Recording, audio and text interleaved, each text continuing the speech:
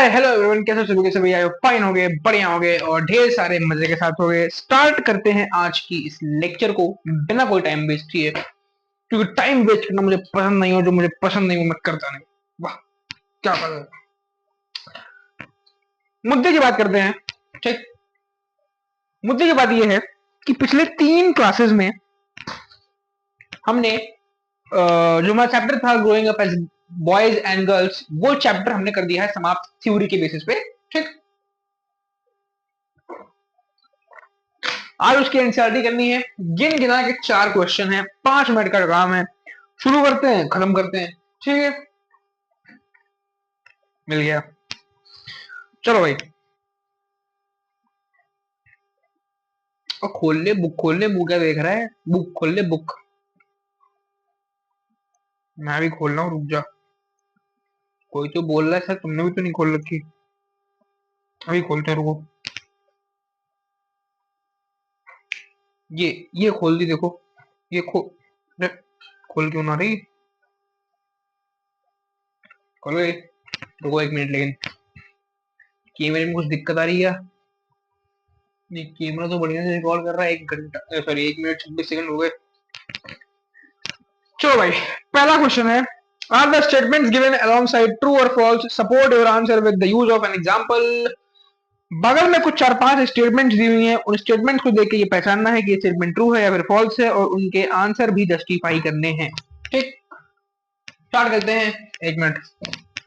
कुछ नहीं तो माइक लगा लो। ठीक ठीक। बच्चा आया है भाई, एक बच्चा परेशान कर रहा है। चिंता वाली कोई बात नहीं है। तो पहली स्टेटमेंट है, all societies do not think similarly about the roles that boys and girls play. ठीक, क्या कह रहा है कि हर एक सोसाइटी गर्ल्स एंड बॉयज के रोल को एक तरह से नहीं देखती है। तो क्या ये ट्रू है? बिल्कुल ट्रू है कि हर सोसाइटीज, ये आंसर है। ठीक है, हर सोसाइटीज गर्ल्स और बॉयज के रोल को एक तरीके से नहीं देखती। बतेरे एग्जाम्पल्स मैंने दे रखे हैं, इतने सारे एग्जाम्पल्स दे रखे हैं ना, कोई भी एग्जाम्पल उठा के लिख देना। जैसे फॉर एग्जाम्पल मध्य प्रदेश वाला लिख देना कि मध्य प्रदेश में क्या देखने को मिला हमको? मध्य प्रदेश में कोई देखने को मिला कि गर्ल्स और बॉयज के स्कूल क्लास 6 से अलग कर दिए गए थे, लेकिन गर्ल्स स्कूल की फैसिलिटी उतनी अच्छी नहीं थी, वहीं बॉयज की स्कूल की फैसिलिटी अच्छी थी। ये प्रूव करता है किस चीज को? ये प्रूव करता है इस चीज को कि हर सोसाइटी गर्ल्स और बॉयज को एक तरह से नहीं देखती है। ठीक है, सेकंड क्या है? बी वाला, our society does not make distinctions between boys and girls when they are growing up. तो क्या कहा जा रहा है कि हमारी सोसाइटी गर्ल्स और बॉयज में कोई भी डिफरेंस नहीं क्रिएट करती है जब वो बड़े हो रहे होते हैं। भाई साहब, सफेद झूठ है, सामने से पकड़ के सामने ही फॉल्स लिख देना। यहाँ पे फॉल्स, सफेद झूठ बोल रहे हैं ये। तो हमारी सोसाइटीज, ये फॉल्स इस वजह से क्योंकि हमारी सोसाइटीज गर्ल्स और बॉयज में जब वो ग्रो हो रहे होते हैं तो एक बहुत बड़ा डिफरेंस क्रिएट कर देती है। एग्जाम्पल्स इसके भी हजारों एग्जाम्पल दे रखे हैं, मतलब हजारों नहीं दे रखे हैं, थोड़ा हाइपोथेटिकल हो गया, लेकिन 10-15 एग्जाम्पल तो दे रखे हैं। जैसे फॉर एग्जाम्पल कि वो एग्जाम्पल लिख देना कि जब एक लड़का बड़ा होता है तो उसको पिस्टल से, कार से खेलने के लिए देते हैं, वहीं जब एक लड़की बड़ी हो रही होती है तो उसको किचन सेट, डॉल सेट, ये सारी चीजें देते हैं। ठीक है, वो लिख देना। तीसरा, मतलब सी वाला, women who stay at home do not work. महिलाएं जो घर पे रहती हैं वो काम नहीं करती हैं। फॉल्स है कि उनसे ज्यादा काम मेल्स भी नहीं करते, हमने देखा है। ठीक, फॉल्स। वुमेन जो घर पे रहती हैं वो भी हाउस वर्क करती हैं, और हाउस वर्क बहुत ज्यादा फिजिकल प्रेशर डिमांड करता है, बहुत ज्यादा टाइम डिमांड करता है। ठीक, वो चीज लिख देना। D and the last one but not the least one, the work that women do is less valued than that of men. बिल्कुल सही है, ट्रू लिखेंगे इसमें। डी वाला हमारा ट्रू जाएगा। क्वेश्चन क्या कह रहा है? बेसिकली क्वेश्चन हमारा ये कह रहा है कि जो वर्क मेंस और वुमेन्स करते हैं, हाँ, जो वर्क मेंस और वुमेन्स करते हैं उसमें हमारी सोसाइटी, नहीं 1 मिनट, क्या था question? The work that women do is less valued. हाँ, जो वर्क वुमेन्स करती हैं उनको वो लेस वैल्यूड है, और जो वर्क मेंस करते हैं वो उनको ज्यादा वैल्यू दी जाती है। तो ये सही है। एग्जाम्पल में क्या लिखोगे कि जब कोई एक पुरुष बाहर काम करता है तो उसको ज्यादा वैल्यू दी जाती है, वहीं पे जब एक कोई महिला बाहर का काम करती है, कहीं ऑफिस में काम करती है, तो उसको उतनी वैल्यू नहीं दी जाती है। वो लिख दोगे।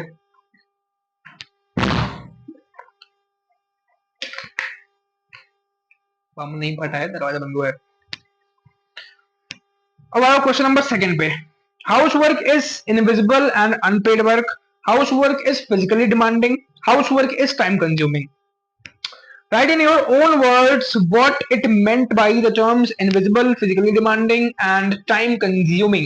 Give one example of each based on the household tasks undertaken by women in your undertaken by women in your home. ठीक है, तीन स्टेटमेंट्स गिवन है। सबसे पहला है house work is invisible and unpaid. House work is invisible and unpaid, ये एक statement दी हुई है, इसमें से तुमको पकड़ना है इनविजिबल वर्ड को। दूसरी स्टेटमेंट है house work is physically demanding, यहां से तुमको पकड़ना है फिजिकली डिमांडिंग को, फिजिकली डिमांडिंग। तीसरी स्टेटमेंट दी हुई है house work is time consuming, यहां से तुमको पकड़ना है टाइम कंज्यूमिंग को।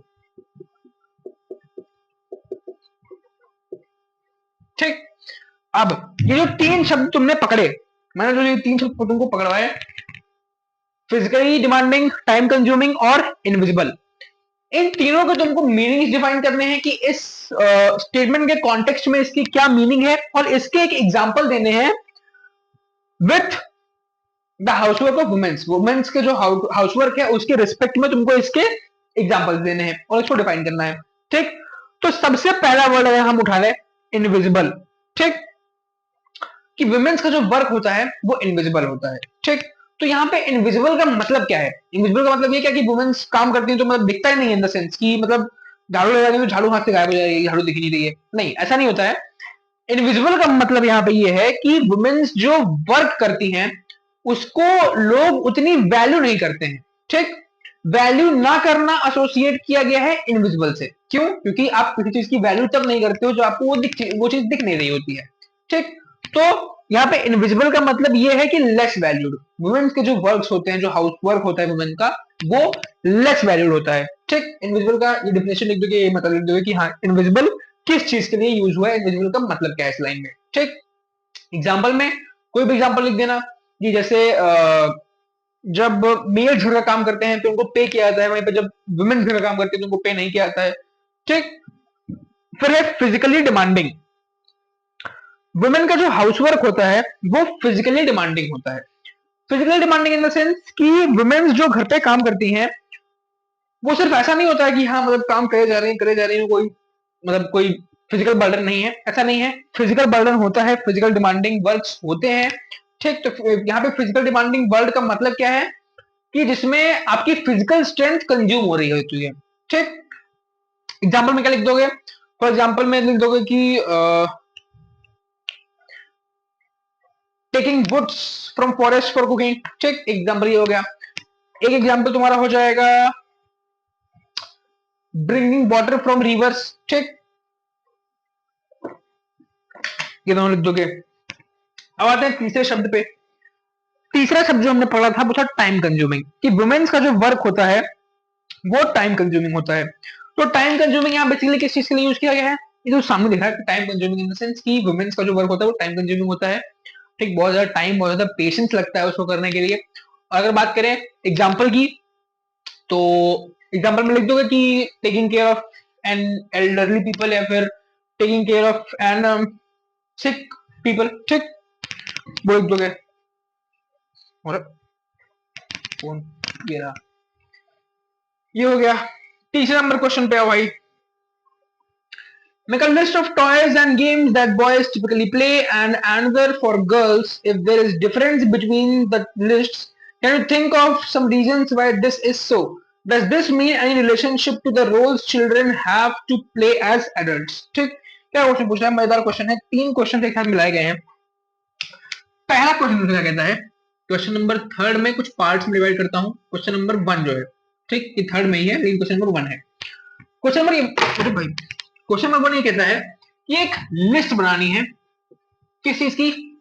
मीनिंग की नहीं, एक लिस्ट बनानी है उन टॉयज की जो बॉयज खेलते हैं और जो गर्ल्स खेलते हैं। ठीक, दो जो खेलती है, दो अलग अलग लिस्ट बना ली। पहला क्वेश्चन कंप्लीट। दूसरा क्वेश्चन ये कह रहा है कि उनमें डिफरेंस फाइंड करो, डिफरेंस फाइंड करो, और डिफरेंस फाइंड करने के साथ साथ उस डिफरेंस का रीजन दे दो। तो डिफरेंस जब लिस्ट बनाओगे तो डिफरेंस देखोगे कि बॉयज को क्या बोलती है मैंने, सॉरी कभी फ्लो में, बॉयज को खेलने के लिए कार दी जाती है, वहीं गर्ल्स को खेलने के लिए डॉल्स कितनी सेट्स दी जाती है। ठीक, तो डिफरेंस देख लोगे और इस डिफरेंस को डिफाइन करोगे कि ऐसा क्यों होता है, इसका रीजन क्या है। तो इसका सिंपल सा रीजन ये है कि जैसे ही कोई एक बच्चा पैदा होता है तो वो गर्ल है या फिर बॉय, उसके बेसिस पे उसके फ्यूचर वर्क को डिसाइड कर दिया जाता है कि हाँ अगर एक लड़का है तो इस तरह के काम करेगा, एक लड़की है तो इस तरह के काम करेगी। ठीक, रीजन हो गया। तीसरा क्वेश्चन जो इसमें पूछा है, क्या ये उनके एडल्ट होने पे कुछ इफेक्ट करता है, जब वो बड़े हो जाते हैं तो क्या ये चीज उनको कुछ इफेक्ट करती है। तो तीसरा जो क्वेश्चन का आंसर जाएगा वो ये जाएगा कि हाँ ये चीज उनके फ्यूचर को जब वो बड़े हो जाते हैं तो इफेक्ट करती है। क्यों? क्योंकि जो डिफरेंसेस हम यहाँ पे क्रिएट करते हैं वो चल के आगे उनकी कैरियर अपॉर्चुनिटीज में उनको इफेक्ट करती हैं। ठीक, तो ये क्वेश्चन नंबर 3 का आंसर 3 पार्ट्स में जाएगा। ठीक, चौथा नंबर क्वेश्चन और last number question, fourth and the last. If you have someone working as a domestic help in your house or locality, talk to her and find out a little bit more about her life. Who are her family members? Where is her home? How many hours does she work? How much does she get paid? Write a small story based on these details. ठीक, question number 4 बहुत ही फालतू question है, question ही नहीं है, एक तरह की activity है। क्या कह रहा है क्वेश्चन में कि अगर आपके खुद के घर में कोई एक ऐसा है, कोई हाउस हेल्पर है जो आपके हाउस होल्ड वर्क में हेल्प करता है, तो या तो उसको पकड़ो, या तो कोई सोसाइटी में है जो हाउस वर्क करता है तो उसको पकड़ो, उसको पकड़ो अपने साथ बैठाओ, चाय पानी पिलाओ, और चाय पानी पिलाते पिलाते उससे इंटेरोगेशन करो। इंटेरोगेशन क्या चीज की? इंटेरोगेशन इस चीज की कि उसका नाम क्या है, उसके फैमिली मेंबर कौन कौन से हैं, उसकी लाइबिलिटीज क्या है, कितना उसको पे किया जाता है, उसकी रिस्पेक्ट होती है कि नहीं होती है। ये सारी चीजें जो तुम मुझसे पूछ सकते हो उन चीजों को पूछो और उसके बेसिस पे एक शॉर्ट स्टोरी उसके बारे में लिख डालो। ठीक, फालतू क्वेश्चन है, पता नहीं क्यों दिया है। अब एक बार ग्लोसरी डिस्कस कर लेते हैं। ग्लोसरी मैंने पढ़ी, कुछ इंपॉर्टेंट वर्ड्स दिए हैं, उन इंपॉर्टेंट वर्ड्स के ऊपर डिस्कस कर लेते हैं। आइडेंटिटी, सबसे पहला वर्ड है हमारा आइडेंटिटी। क्या लिखते हैं? आइडेंटिटी।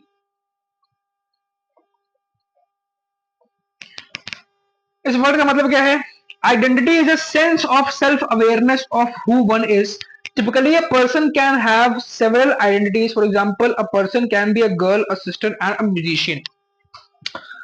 तो आइडेंटिटी क्या है? बेसिकली आइडेंटिटी नाम से ही समझ में आ रहा है किसी को आइडेंटिफाई करने का तरीका, किसी को आइडेंटिफाई करने का तरीका।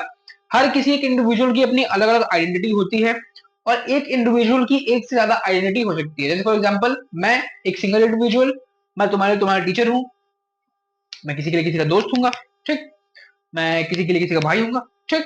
तो एक पर्टिकुलर पर्सन की अलग अलग आइडेंटिटी हो सकती है। Identity depends on perspective. और आइडेंटिटी बेसिकली होती क्या है? आइडेंटिटी बेसिकली किसी को आइडेंटिफाई करने का एक वे है। जैसे तुम मुझे किस तरह से जानते हो, तुम मुझे किस तरह से आइडेंटिफाई करते हो, जैसे कि मैं तुम्हारा टीचर हूं तो तुम मेरी आइडेंटिटी क्या बनाओगे? That I am a teacher, ठीक। नेक्स्ट चीज क्या है? नेक्स्ट वर्ड है double burden. Double burden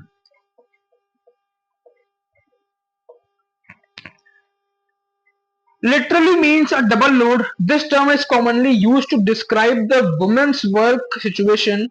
It has emerged from a recognition that women typically labor both inside and outside houseworks and outside. ठीक, तो क्या बताया गया है? डबल बर्डन, इसका लिटरल मीनिंग है डबल लोड, यानी कि जब आपके ऊपर दो तरफा काम पड़ रहा है, मतलब आपके पास दो दो तरीके के काम है, उसको कहा जाता है डबल बर्डन या फिर डबल लोड। बेसिकली ये वुमेन्स की सिचुएशन को, वुमेन्स की करंट सिचुएशन को डिफाइन करने के लिए ये वर्ड यूज किया गया है, डबल बर्डन। इसका मतलब क्या है? बेसिकली अगर हम बात करें कि किस चीज को सिग्निफाई करता है, किस चीज को डिफाइन करता है, तो ये वुमेन्स की सिचुएशन को डिफाइन करता है कि उनके ऊपर डबल लोड पड़ रहा है। किस तरह से? वो घर में भी काम कर रही हैं और घर के बाहर भी काम कर रही हैं, ठीक। तीसरा वर्ड है हमारे पास केयर गिविंग।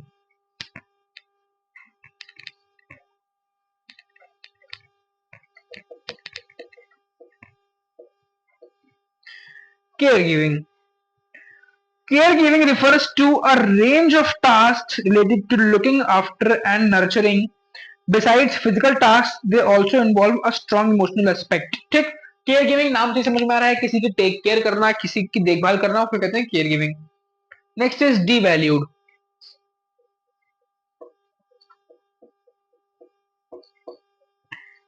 Devalued क्या है बेसिकली?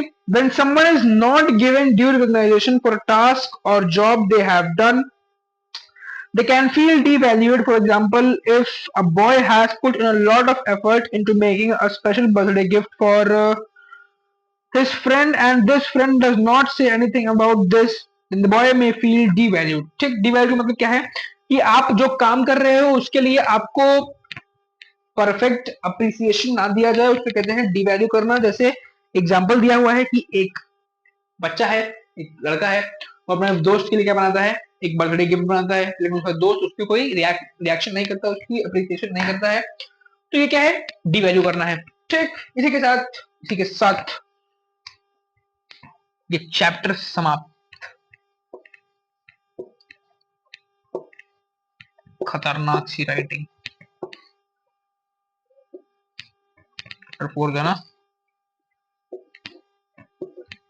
Chapter 4 done. अच्छा, अब थोड़ी बातचीत करते हैं फिर। देखो, सबसे पहली चीज, आज है वेडनेसडे। वेडनेसडे ना आज? हाँ, आज है वेडनेसडे। गिनो भाई, थर्सडे, फ्राइडे, सैटरडे, 3 दिन कोई क्लासेस नहीं होंगी, कोई वीडियोस नहीं मिलेंगी इस चैनल पे। द एड्यू जोन वाले चैनल पे 3 दिन तक कोई वीडियोस नहीं मिलेंगी। अगर किसी ने पूछा क्यों, तो मैं जवाब होगा मैं तुमको क्यों बताऊं, है मुझे कुछ काम? ठीक, नहीं ऐसा नहीं है, मुझे थोड़ा एक इंपॉर्टेंट काम से बाहर जाना पड़ रहा है, तो मैं बाहर वीडियो रिकॉर्ड कर नहीं पाऊंगा। तो 3 दिन तक द एड्यू जोन वाले चैनल पे कोई वीडियोस नहीं आएंगी।